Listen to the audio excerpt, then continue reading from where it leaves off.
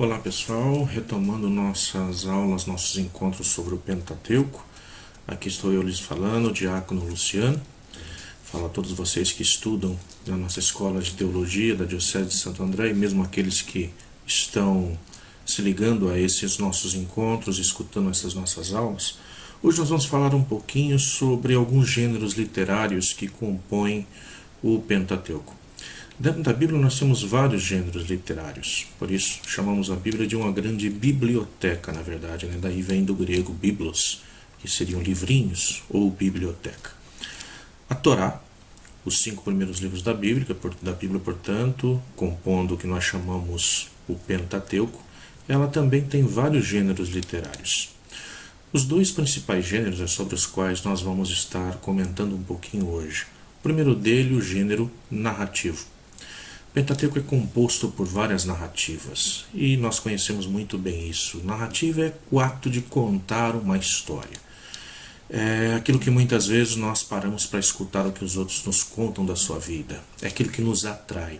Então, dentro da Bíblia, nós vamos encontrar esse gênero literário, que é o gênero narrativo, vai atraindo o leitor a mergulhar dentro da história, a conhecer os seus personagens, levando muitas vezes o leitor a entender ou compreender aquilo que vai acontecer dentro da história, muito antes dos personagens que lá dentro estão. Nós temos esses 2 grandes gêneros literários dentro do Pentateuco, portanto, que é o narrativo e o jurídico. Portanto, o Pentateuco é composto desses 2 grandes desses 2 grandes blocos, narrativo e jurídicos. Portanto, leis, vai se falar das leis e também das narrações, das histórias que assim são contadas. Então são os 2 gêneros que nós vamos encontrar dentro do Pentateuco em sua maior parte. Mas é importante ressaltar que na primeira parte, o que vai vir à tona, o que vai falar-nos primeiramente, vai predominar, é o gênero narrativo. Nós podemos dizer que de Gênesis capítulo 1 até chegarmos em Êxodo 19, nós temos toda uma história que é contada. Aí predomina o gênero narrativo, onde nós vamos ter, primeiramente, lá do 1 ao 11, toda a parte mítica, tudo aquilo que é contado sobre as origens, e depois, dando prosseguimento ainda dentro do livro do Gênesis, toda a história que vai contar sobre o povo de Deus, a formação desse povo, como que vai se dar, inclusive até a sua ida para o Egito, a sua fixação, a sua escravidão lá. E depois, com o livro do Êxodo, nos contando como que vai se dar essa saída. Então, chegando até o capítulo 19. Já na segunda parte, nós vamos encontrar a parte legal, legalista, ou a parte jurídica, que podemos dizer que vai de Êxodo capítulo 20 até o final do livro do Deuteronômio. Então, ali nós temos toda uma composição jurídica. E isso não significa dizer que ali nessa segunda parte do livro também nós não vamos encontrar narrativas. Nós vamos ter narrativas. Na verdade, dos 5 livros do Pentateuco, o único que completamente podemos dizer que é narrativo é o livro do Gênesis. Já nos outros 4 livros, as narrativas vão ora ou outra se alternando com as leis. Ora se fala de narrativa, ora as leis acabam entrando no meio. Então, de uma perspectiva canônica, nós podemos dizer que a Torá é uma mescla de narrativas e leis. Ambas decorrem juntas, formando uma unidade. A inserção das leis em uma trama narrativa é o recurso mais característico do Pentateuco. E isso se dá, muitas vezes, pela forma de o escritor querer transmitir a nós uma forma, ao seu leitor, uma forma de ficar vidrado, de ficar dentro da história, de ser conduzido para dentro da história. Dessa forma, se nós vamos escrever um livro somente de leis, podemos tomar, por exemplo, os nossos livros jurídicos. Se não for uma pessoa que está dentro do universo jurídico para estar fazendo a leitura desse material, é alguém que vai pegar e rapidamente vai se cansar e desistirá da leitura. Uma forma de fazer então com que esse gênero, o gênero jurídico, seja algo que seja mais tragável, foi encontrada exatamente em colocá-lo intercalado junto com as narrativas. Dessa forma, enquanto nós vamos nos deixando permear pela leitura, pela narrativa, nos permitindo entrar dentro da história, a parte jurídica vai sendo colocada também de uma forma onde nós vamos conseguindo assimilar isso. Não por completo, é claro, mas vamos conseguindo dessa forma compreender tudo aquilo que entra como leis dentro das narrativas bíblicas. Dessa forma, então, historicamente, nós podemos dizer que o mais provável é que os códigos legais do Pentateuco tiveram a sua origem independente das seções narrativas. O que significaria dizer isso? Nós temos as normas que foram criadas. E num determinado momento da história, essas normas vão ser inseridas, portanto, dentro das narrativas, para que realmente o leitor possa, dessa forma, entrar dentro das leis, compreender essas leis e como que elas vão se dando dentro da sua própria vida. Costumo sempre dizer, para que nós possamos compreender melhor isso, pegando o nosso Congresso, pegando o nosso sistema judiciário, as nossas leis não são criadas antes de acontecer algo, mas depois de ter acontecido um delito, são criadas leis para poder combater esse delito. Aqui também podemos dizer a mesma coisa. O povo ele vai vivendo a sua vida. Ao viver, leis têm que ser criadas para que possa se desenvolverem como um povo e para que possam manter essa harmonia. Posteriormente, ao narrar as suas histórias, essas leis vão sendo, portanto, enxertadas dentro das narrativas. Alguns estudiosos chegam a dizer que as narrativas bíblicas elas se direcionam por 3 princípios básicos. Seriam o princípio ideológico, que tenta estabelecer e transmitir uma determinada concepção de mundo para aquele que vai estar lendo. Então, qual é o mundo em que se vive? O segundo princípio seria o princípio historiográfico, que entrelaça alguns fatos com outros, algumas coisas que são vividas. E também o princípio estético, que organiza o texto a partir de um ponto de vista formal. E exatamente agora nós vamos então delimitar, falar um pouquinho sobre cada um desses princípios, cada um desses direcionamentos. Começando então, vamos pegar aqui a historiografia. Por via de regra geral, as narrativas do Pentateuco têm um marcante caráter histórico. Não é puramente casual que os acontecimentos estão colocados dentro de uma sequência, podemos dizer até cronológica, que não significa ser uma crônica dos fatos, do que realmente aconteceu. Se trata mais de relatos com aparência de crônicas. A narrativa bíblica tem um propósito histórico inegável, porém, não se trata de história no sentido moderno da palavra. A história bíblica não se pode interpretar no sentido que nós chamamos ciceroniano, clássico da história, como memória do passado, mas o passado é lembrado na medida em que se pode tirar lições para o presente e para o futuro. Dessa forma, então, podemos dizer que o povo que vai estar escrevendo, eles olham para o passado, de um ponto presente que eles se encontram, e reescrevem esse passado a partir da sua experiência presente, projetando isso para um futuro.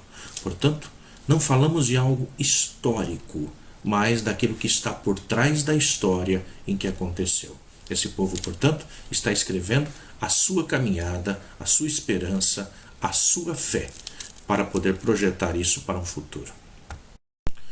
Um segundo princípio que nós já mencionamos, o ideológico, podemos dizer que o interesse pela mensagem teológica do Pentateuco é uma das conquistas mais importantes dos estudos realizados nas últimas décadas.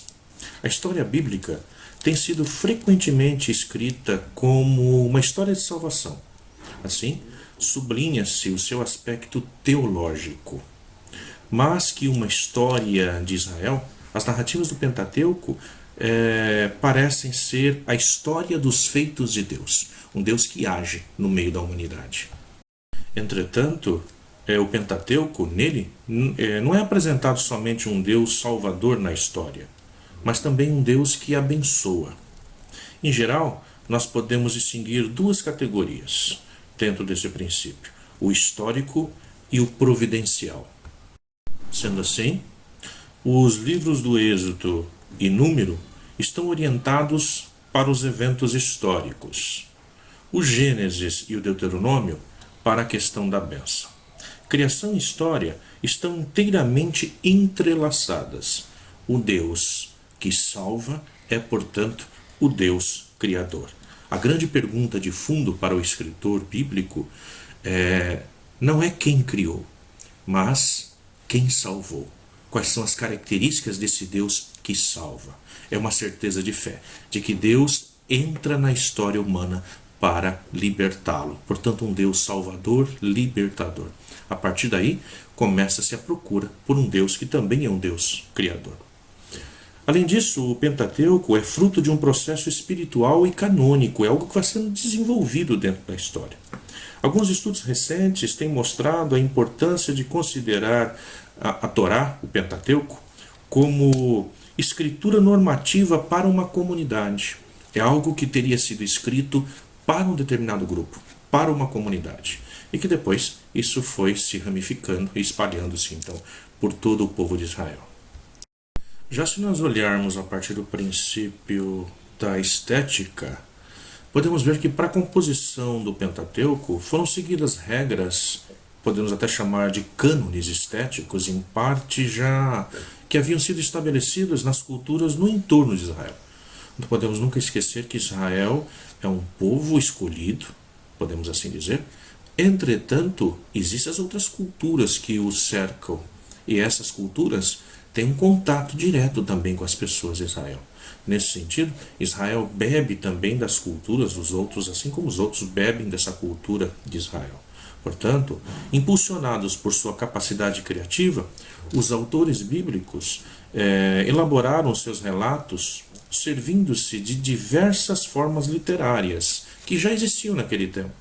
Como, por acaso, podemos dizer, os diálogos. Então, dentro da Bíblia, dentro do Pentateuco, nós vamos ter vários diálogos, vamos ter monólogos, vamos ter conselhos e tantos outros gêneros que ali vão sendo colocados também. E de diferentes recursos estilísticos também. Então, eles vão utilizar-se da simetria, da repetição, nós vamos ver em várias histórias, mais para frente, quando nós estivermos lendo os textos, nós vamos ver a repetição, como, por exemplo, quando nós pegamos a história da criação, em Gênesis 1. Nós estamos lemos todo o capítulo. Então imaginem vocês, se vocês chegam, hoje resolvem pegar a Bíblia de vocês e estarem lendo. A partir de hoje vou ler um pedacinho todos os dias. E aí nós nos admiramos muito quando pegamos o capítulo 1, vamos lendo, até chegar lá no capítulo 2, versículo 1 e 2, nós lemos e falamos assim: agora já está tarde, já cansei, vou deixar o resto para ler amanhã. Quando chega no outro dia, a gente vai pegar para dar continuidade de lá, estamos ansiosos para ver como que vai terminar a história. E aí vemos que a história repete-se, vai sendo contada novamente. Só que dessa vez o nome de Deus é outro. Um Deus que criou outrora a partir da água, agora a criação se dá na terra seca e tantas outras diferenças que vão aparecendo. Entretanto, é uma repetição da mesma história, mas com dados agora diferentes que são adicionados. Isso é um recurso muito utilizado também pelos povos adjacentes a Israel. Jogos de palavras também são muito comuns dentro do universo do Pentateuco e tantos outros recursos são utilizados. Portanto, podemos dizer que o Pentateuco é pluriforme em estilo, linguagem e também em voz. Um traço característico dos textos narrativos bíblicos é o salto da prosa para a poesia, para expressar sentimentos fortes. Isso é utilizado para realçar algumas ideias importantes do autor, ou para outros fins estéticos também é muito utilizado. Os textos poéticos se encontram frequentemente no final de um pequeno relato, de uma sessão ou mesmo de um livro. No primeiro caso, geralmente são textos poéticos curtos. Nos outros, poemas mais largos são encontrados. Assim, as duas cenas da história da bênção de Isaac são coroadas lá no verso, se nós pegarmos lá em Gênesis capítulo 27, versículo 27 a 29. Lá nós vamos encontrar o que eu estou falando. Aí se olharmos para a nossa Bíblia, lá nesses Nesses 3 versos finais, podemos pegar o 27, 28 e 29, nós vemos que mudou-se de uma narrativa, nós entramos por uma poesia, onde vai se dizer, lá no 27, sim, o odor de meu filho é como o odor de um campo fértil, que o Senhor abençoou. Que Deus te dê o orvalho do céu e as gorduras da terra, trigo e vinho em abundância. Que os povos te sirvam, que nações se prostrem diante de ti. Se o Senhor, para teus irmãos, que se prostrem diante de ti os filhos de tua mãe. Maldito seja quem te amaldiçoar, bendito seja quem te abençoar. Então nós entramos dentro de uma narrativa, e dentro dessa narrativa final, ele é coroado, portanto, com um tipo de poesia. Essa é uma característica muito utilizada, então, é a característica estilística dentro do texto bíblico. A mesma coisa ocorre quando nós pegamos a seção de Êxodo, capítulo 1, que vai contar toda a história no cativeiro, até mesmo a saída desse cativeiro, culminando lá no capítulo 15, versículo 21 do livro do Êxodo. Nós vamos coroar esse final, culminando com uma canção de ação de graças, onde lá vai se dizer: então Moisés e os israelitas entoaram este cântico ao Senhor. Cantai ao Senhor, porque se vestiu de glória, ele lançou ao mar cavalo e cavaleiro. O Senhor é minha força e meu canto, a ele devo a salvação. Então é isso que ocorre geralmente dentro desse gênero estilístico, né? Vai se montando o texto de uma forma que no final ele possa ser coroado dessa forma empolgante. Então aqui fazendo uso aqui da poesia. Falando um pouquinho então sobre o campo jurídico, falando sobre as leis, na segunda parte do Pentateuco se conservam 3 grandes coleções de leis. Então nós temos lá primeiro o Código da Aliança. Nós podemos ver isso em Êxodo capítulo 20, versículo 22 até o capítulo 23, versículo 19, um grande texto que vai trabalhar um primeiro código de leis. Depois nós vamos estar falando sobre a lei de santidade. Nessa primeira parte o código se fala sobre o Código da Aliança, portanto. Num segundo momento agora a lei de santidade, que nós encontramos em Levítico, do capítulo 17 ao 26. E o terceiro grupo é o segundo código, o Código Deuteronômio, né? Chamado Código Deuteronômio, que nós vamos encontrar lá no livro de Deuteronômio, do capítulo 12 ao capítulo 26. A estas, temos que somar também outros 3 pequenos textos, ou melhor, outras 3 pequenas coleções de leis. Nós temos 2 versões do Decálogo. A primeira versão em Êxodo 20, versículo do 2 ao 17. E se nós olharmos lá no Deuteronômio, nós temos a segunda versão também do Decálogo.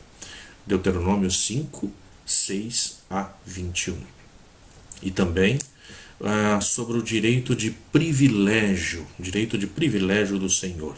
Então isso nós encontramos lá em Êxodo 34, do 10 ao 26.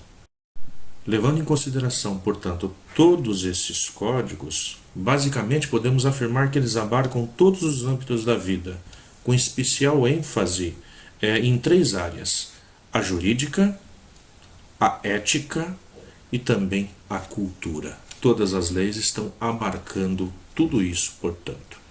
As leis nascem da história e na história, a partir da necessidade do povo. E são por isso mesmo temporárias e caducas. As leis passam, essas leis humanas que nascem da história. No Antigo Oriente Próximo, o mesmo que na Grécia ou mesmo em Roma, as leis tinham uma origem humana. Teologicamente, isso vale também para as leis de Israel. Porém, na Bíblia, faz com que elas remontem ao Senhor. Já não é uma lei humana, é uma lei do próprio Deus. Estabelece uma distinção fundamental entre o Decálogo e as outras leis, portanto. Ou seja, Quando nós falamos do decálogo, nós estamos falando de leis invioláveis, seriam leis direto de Deus, dada por Deus. As outras leis seriam as leis humanas, essas mudam, essas caducam. Entretanto, as leis de Deus, essas não caducariam, essas permanecem para sempre. Sendo assim, nós podemos ver que somente no decálogo é que foi transmitida essa lei diretamente por Deus. Isso nós vemos lá em Êxodo 20, a partir do versículo 2, e em Deuteronômio 5, a partir do versículo 6. As outras leis foram transmitidas por Moisés.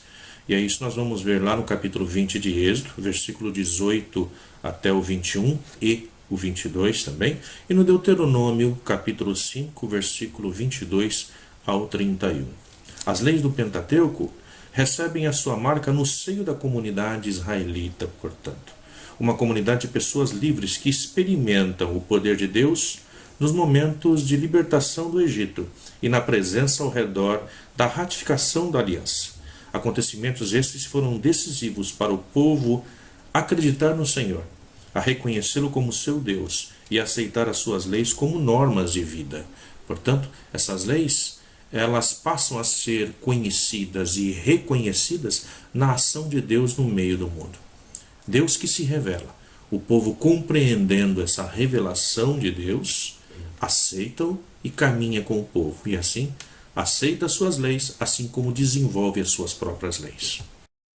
E é exatamente por isso que nós podemos dizer que a legislação bíblica não parece somente como um dom de Deus, mas também como uma tarefa para Israel.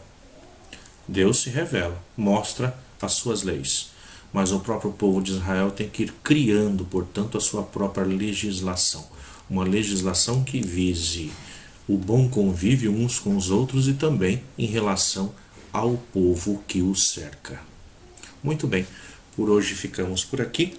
No nosso próximo encontro vamos estar trabalhando os personagens que cercam todo o Pentateuco, os principais personagens que aparecem lá, levando em consideração que cada um daqueles que entram dentro da narrativa bíblica são personagens. Ora, são personagens principais, ora, simplesmente meros coadjuvantes.